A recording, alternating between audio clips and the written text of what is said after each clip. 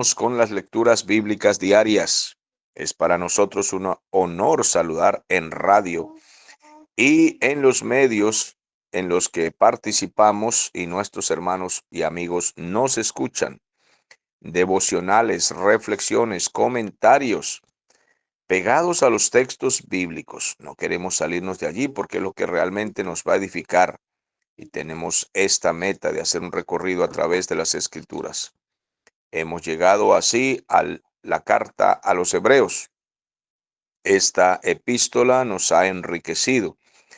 Hemos leído ya 10 capítulos. En estos 10 capítulos se nos ha repetido una y otra vez, porque el Espíritu Santo instruyó, dirigió, reveló al escritor para que plasmara en las páginas estas verdades. Jesús es mayor que toda la ley, que todo el sacerdocio antiguo, mayor que Aarón, mayor que Moisés, mayor que Abraham, mayor que todos los patriarcas, mayor que toda la ley. El nuevo pacto es superior al antiguo pacto.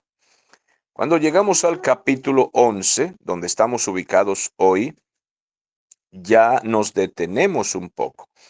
Hemos hecho un recorrido más rápido en capítulos anteriores, pero en este capítulo no podremos correr, ya que el mismo pasaje no nos permite avanzar mucho, sino con cautela, con prudencia, para que podamos enriquecernos. Así como nos ha dicho que el nuevo pacto es mayor al antiguo pacto, que el Señor Jesús ahora nos habló y es mayor que los ángeles y que todas las señales que hubo en el Antiguo Testamento y que los profetas, pues ahora la fe verdadera es mayor que la ley y las obras. La fe verdadera en Cristo es superior en cuanto a la salvación y a nuestra esperanza de las cosas venideras y las cosas invisibles. De eso trata el capítulo 11. Por tanto, necesitamos la atención de los oyentes, la comprensión del texto si pedimos al Señor que nos dirija. Es pues la fe verdadera, la fe en Cristo, la fe en la verdad. Es la certeza de las cosas que estamos esperando, de lo que se espera. Es la convicción de lo que no se ve. No podemos decir que este versículo está haciendo una descripción total, completa, acerca de la fe. Es una verdad absoluta, pero no está completa la descripción. Sin embargo, el escritor nos da una parte del significado de la verdadera fe. Dice que es certeza de las cosas que estamos esperando, de ese futuro glorioso, de las cosas invisibles, de las cosas que no vemos. Saber que están ahí, todo lo invisible, el Señor y todas sus potestades y todo el reino venidero eterno, la ciudad cuyo arquitecto es Dios y todas las promesas que todavía no hemos visto, pero están allí y las creemos. Este texto, este pasaje bíblico, ha sido usado por muchos predicadores y por muchos pastores, pues no diría yo que son pastores verdaderos, o diría que no son pastores bien instruidos. Cualquiera de las dos cosas podría ser, ya que unos han usado este texto y lo han manipulado, lo han desviado, todo hacia el materialismo. Ellos han enseñado, si usted no tiene una moto, un carro, una finca, una vaca, un perro fino, usted solo tiene que cerrar los ojos y creer que ahí está. Y usted declararlo, decretarlo. Y cuando abra los ojos, entonces su carro, su moto, su finca y sus perros finos aparecerán. Porque ellos dicen que de eso se trata la fe. Este pasaje no tiene nada, pero absolutamente nada que ver con estas cosas, ya que hemos leído 10 capítulos en los cuales el Espíritu Santo mismo, a través del contenido de las Escrituras, nos está enseñando de qué trata este capítulo. Nos está hablando de la superioridad de la fe en Cristo y nos está hablando acerca de la superioridad del nuevo pacto en contienda o en comparación más bien con el antiguo pacto. El antiguo pacto era solamente sombra de las cosas que vendrían. Era solamente la muestra de que Dios estaba hablando y cumpliría en el futuro realmente en Cristo todo lo que estábamos esperando. Entonces ahora, esa fe en Cristo, esa fe en el Señor, y como se llama Abraham el padre de la fe porque él creyó y le fue contado por justicia, esa fe verdadera que heredamos de Abraham, esa fe nos conduce hacia esta salvación tan maravillosa.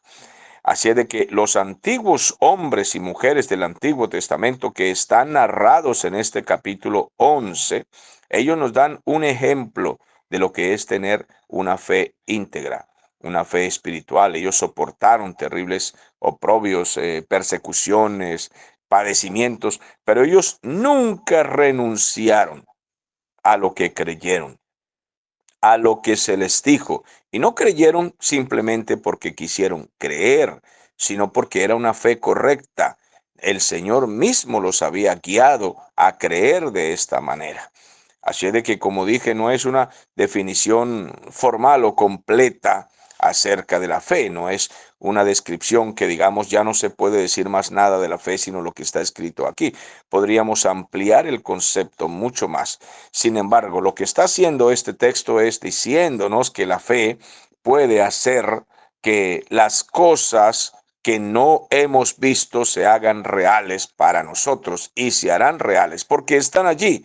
Solamente están esperando el tiempo que el Señor tiene o cree conveniente o Él sabe que ha establecido para nosotros. Pero todo eso es inalterable. Lo que el Señor prometió es totalmente cierto y totalmente real. Nos trae el futuro al presente.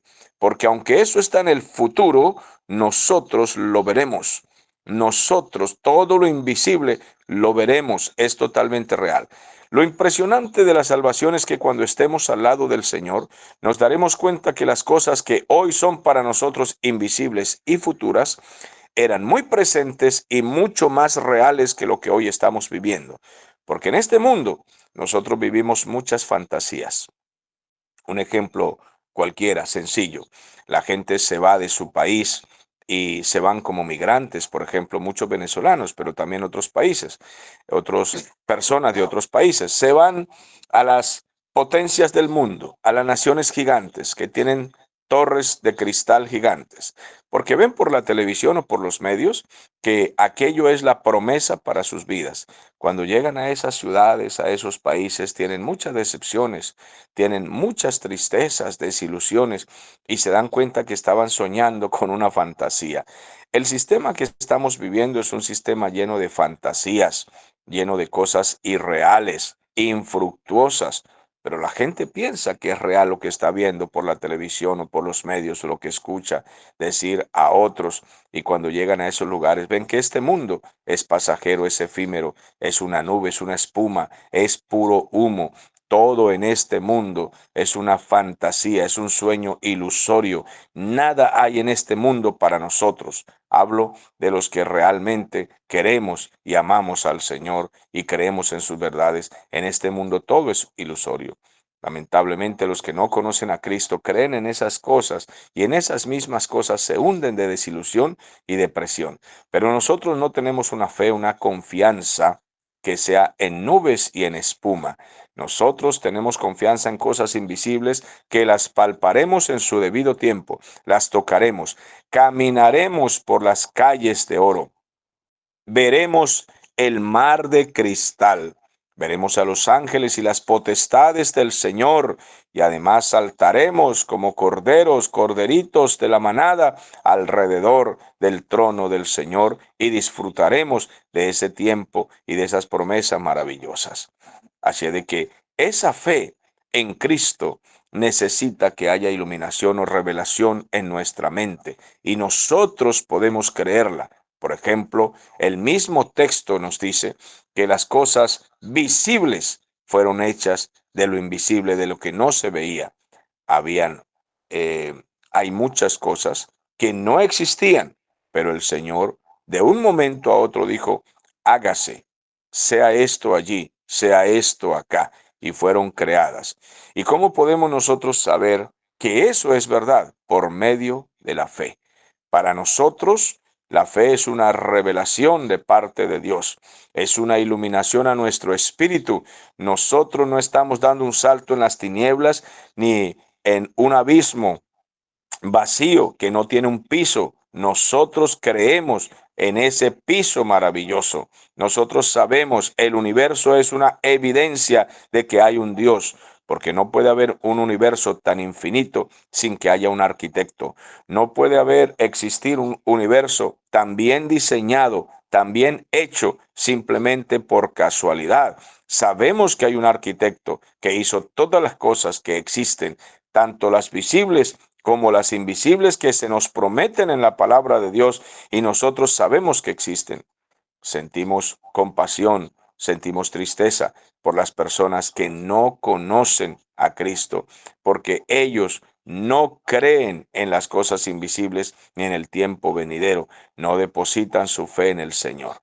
Así de que nuestra fe en el Señor no se limita a imposibilidades o a posibilidades ilusorias y muy lejanas, sino es algo que está allí. Lo imposible se hace real en Cristo Jesús. Así es de que la fe, allí donde terminan las posibilidades, es donde comienza el Señor. Donde todo es imposible, allí Cristo lo hace posible. Y dice la palabra del Señor que por esa fe alcanzaron buen testimonio los hombres de la antigüedad, los hombres del Antiguo Testamento. Ellos depositaron su fe, toda su fuerza, su vista, sus ojos, su alma, su ser, su mente, la depositaron totalmente en las palabras que Dios les decía y recibieron aprobación divina. El Señor mismo aprobó su fe. Así de que en todo este capítulo veremos poco a poco la fe de muchos hombres que creyeron y no vacilaron. Y si en algún momento trataron de resbalar, volvieron a asirse, a aferrarse de la mano del Señor. Por la fe entendemos, comprendemos, creemos que el universo fue hecho por la palabra de Dios, de modo que lo que hoy se ve fue hecho de lo que no se veía. Ahora, la Biblia nos relata cómo fue la creación y nosotros creemos en la palabra de Dios, porque la Biblia ha demostrado, los mejores eruditos y estudiosos, incluso ateos, han querido investigar si la Biblia tiene relatos históricos y científicos ciertos y reales, y se han llevado la sorpresa incluso los ateos que la Biblia no miente. Es el mejor libro que existe y es el único que comprueba ser la palabra de Dios. Muchos libros hay que dicen ser inspirados, hablados por Dios, escritos por Dios o por hombres guiados por Dios, y se ha descubierto que incluso su fecha es inexacta, que sus escritos son mentirosos y que sus historias son como cuentos de hadas. Pero la Biblia es el único libro que ha demostrado ser la palabra de Dios. Y allí se nos dice, allí está el concepto o la afirmación de que hay un Dios que existe, que es eterno y que Él ha creado todas las cosas. La Biblia comienza diciendo, en el principio creó Dios los cielos y la tierra. En el principio significa un tiempo, que comenzó el tiempo, porque el Dios eterno existe desde antes que existiera el tiempo. Antes de los siglos existía el Señor en el principio y Él creó los cielos y la tierra. Esto es materia, creó espacio y Él está fuera de todas estas cosas, es eterno. Y como la Biblia demuestra ser la palabra de Dios, nosotros creemos que hay un Dios creador, creemos que existió o que existe eternamente, que existió antes del principio del tiempo y que Él creó el tiempo, el espacio y la materia. Y allí nos introdujo a nosotros, pero Él mismo está fuera de todo esto, aunque se acerca a nosotros. ¿Y cómo creemos estas cosas? Las creemos por fe. El mundo dice, ver para creer. Pero el Señor Jesús nos dice, creer para ver. Si crees, todo es posible. Pero si dudas de la palabra de Dios, estás dudando de Dios. Si dudas de la eternidad de Dios y del Dios creador, tu fe es vana. Yo he visto a mucha gente decir tengo fe en Jesucristo, pero lo distorsionan, lo blasfeman, tuercen, hablan de él muy mal y se expresan con total irreverencia. Entonces nos preguntamos, ¿en qué Cristo creen ellos? No es en el Cristo de la Biblia. Están hablando de otro Jesús, de un Cristo falso, no del verdadero. Necesitamos que nuestra fe sea de acuerdo a la palabra de Dios. Entonces el universo fue creado y enteramente organizado por nuestro Dios. La Biblia nos relata 6 días. No podríamos explicar completamente cómo fueron estos 6 días, pero es una forma de llegar a nuestra mente humana, como en 6 días el Señor creó todas las cosas y el séptimo día reposó de la obra que hizo. Y lo que hoy vemos, el universo, todo lo que existe, las potencias de los astros, los soles que brillan, las estrellas, todos los planetas que existen y todo lo que hay en nuestro planeta Tierra, todo fue hecho con el poder maravilloso del Señor. Ahora dice la Biblia, comienza a relatar sobre los hombres de Dios. Versículo 4. Por la fe, Abel es el primero que entra en la escena. Ofreció a Dios más excelente sacrificio que Caín, por lo cual alcanzó buen testimonio de que él era un hombre justo. Y Dios mismo dio testimonio de las ofrendas de Abel. Y muerto Abel, porque lo asesinó su propio hermano Caín, pero aún esa, esa fe y esa sangre habla por él. Entonces el texto dice, por la fe, Abel ofreció a Dios más excelente sacrificio que Caín, por lo cual alcanzó testimonio de que era justo, dando Dios testimonio de sus ofrendas, y muerto aún, habla de esa fe que él tenía. Ahora, mis amados hermanos, aquí no entran Adán y Eva en la escena, entramos de una vez en la fe de Abel. Aunque Adán y Eva sin duda se arrepintieron y fueron salvos, el Espíritu Santo, por alguna razón, los deja fuera de este registro, fuera del honor de la fe, por cuanto ellos pues fallaron allí. El enemigo los engañó. Dios decidió salvarlos y rescatarlos. Lo que nosotros creemos por el relato bíblico mismo es que el Señor enseñó a Adán y Eva a hacer sacrificios de fe. Dice la palabra del Señor que los vistió con túnicas de pieles de ovejas, de animales, y allí hubo derramamiento de sangre. Empezó el Señor, antes de que existiera la ley de Moisés, a enseñar un ritual de fe, porque estos corderos sacrificados, de los cuales se sacó las pieles para poder vestir a Adán y Eva, ellos representaban al Salvador que vendría, prometido en Génesis capítulo 3 y versículo 15. Dios había prometido a Adán y Eva que enviaría un Salvador. Y con esta promesa, con esta enseñanza que les dio a ellos tenían que educar a los descendientes, a sus hijos. Pero Abel fue el hombre de la familia, el hijo de la familia, que aprendió la enseñanza de sus padres a sacrificar ovejas, porque sin derramamiento de sangre no es fe verdadera. Sin derramamiento de sangre no hay remisión de pecados. Y Abel aprendió esto. Por tanto, Abel vino con sus ofrendas. Él era pastor de ovejas y vino con sus ofrendas, hizo el sacrificio. Pero Caín no. Caín no hizo esto, lo que se le enseñó, sino que él trajo del fruto de la tierra. Lo que haya traído no lo describe la Biblia con exactitud, pero no fueron animales. Él no vino allí con sacrificios y ofrendas, sino que él trajo allí fruto de la tierra.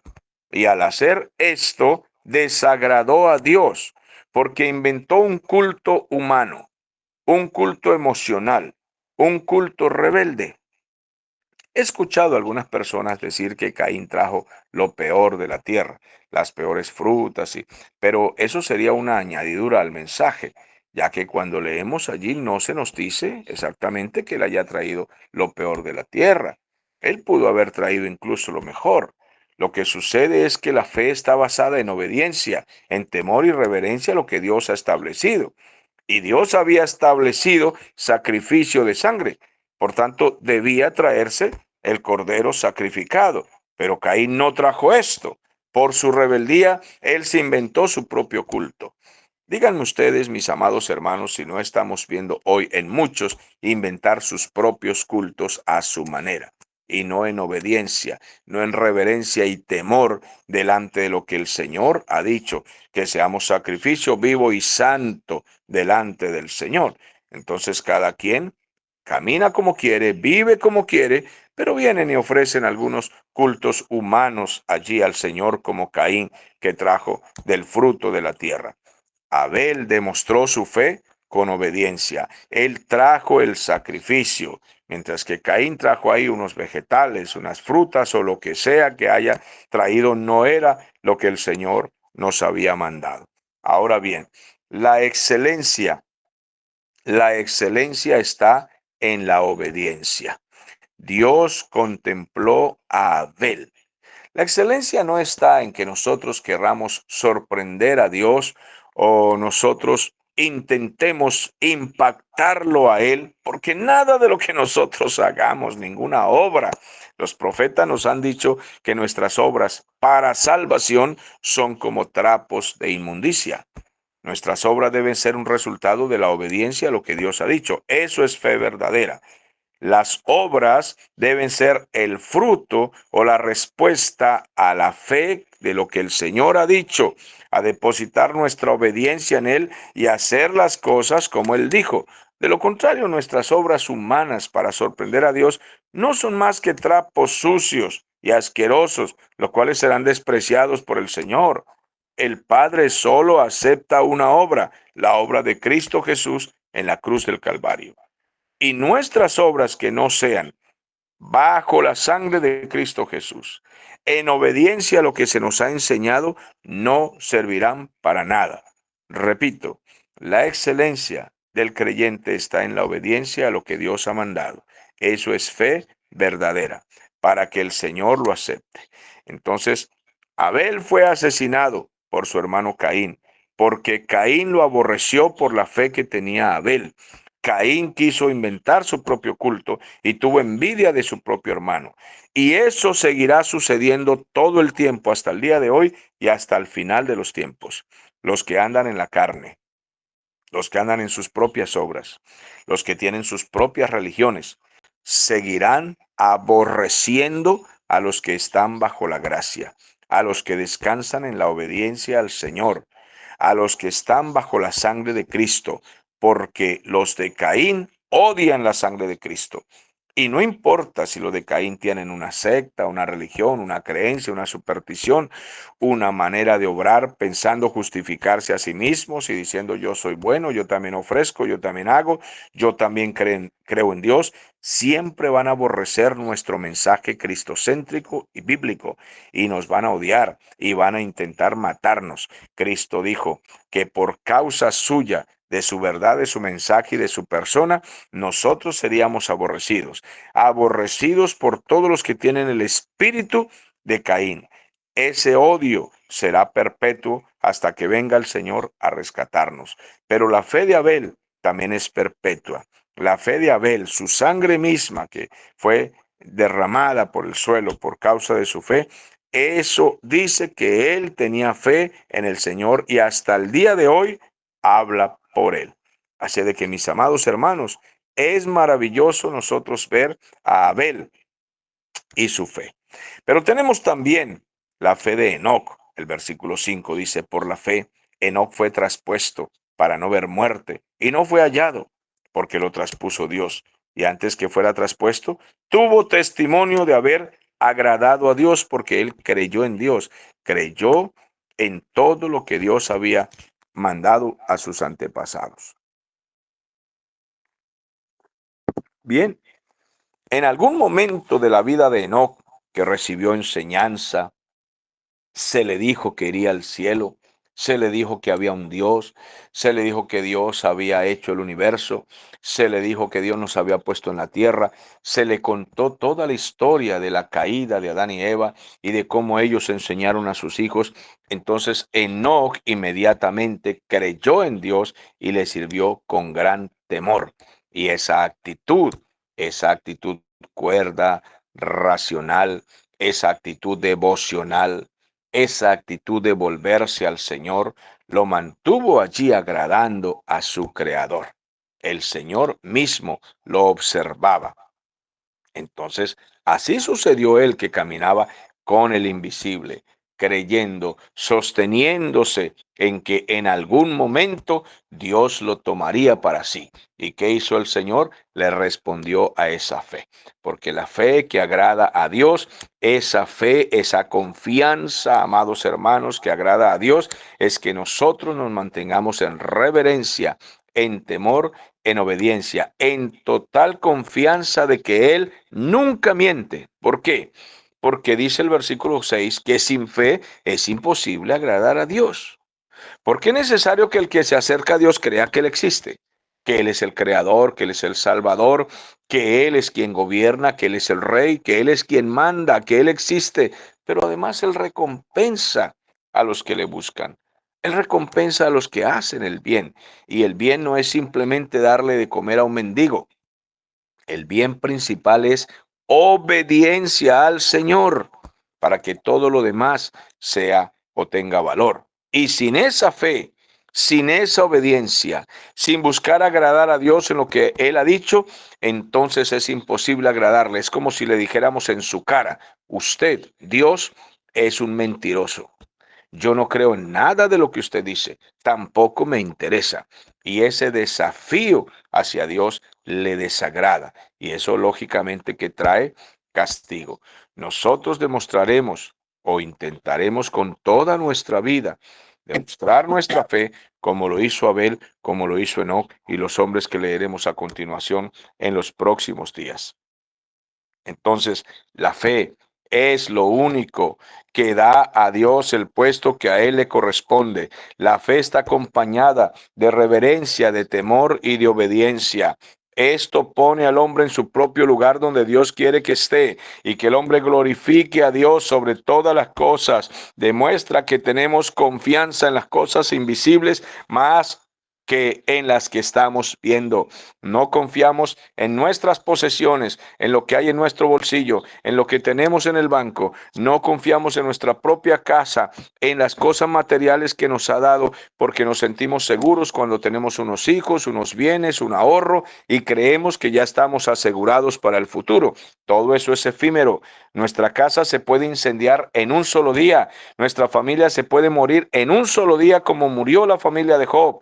Nuestros bienes se pueden acabar en un solo día. Podemos quedar en la total ruina y con una sarna en nuestra piel, como le tocó a Job en un solo día. ¿Y qué haremos al final? Job dijo, Jehová dio, Jehová quitó. Así de que la fe no solamente cree que Dios existe, sino que confía que Él nos galardona si nos mantenemos de su lado, creyendo aunque no tengamos ni zapatos, aunque se nos caiga el pelo. No hay nada, no hay nada en Dios que haga imposible que los hombres crean. Solo mirar a Dios, el leerlo en su palabra, el tener relación con Él, nos inspira, para no decir que nos obliga, nos inspira a creer en Él, aunque las dificultades sean grandes. Porque toda dificultad reside es en la voluntad humana, en la rebeldía humana, en nuestras pasiones. Cuando estamos en nuestras pasiones y nos dejamos arrastrar por nuestras bajas pasiones y nuestros bajos instintos, terminamos dudando de que Dios dice la verdad. Cuando Adán y Eva pecaron, inmediatamente se escondieron del Dios bueno.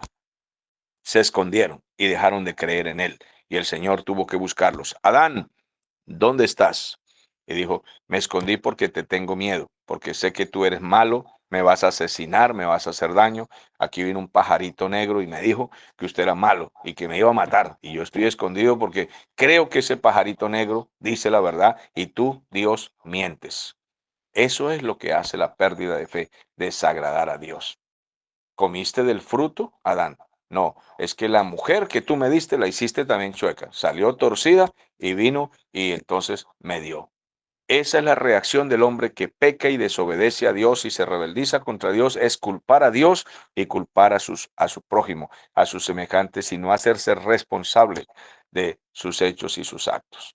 Por tanto, mantengamos nuestra fe mostrando obediencia, reverencia y temor del Señor. Hasta la próxima.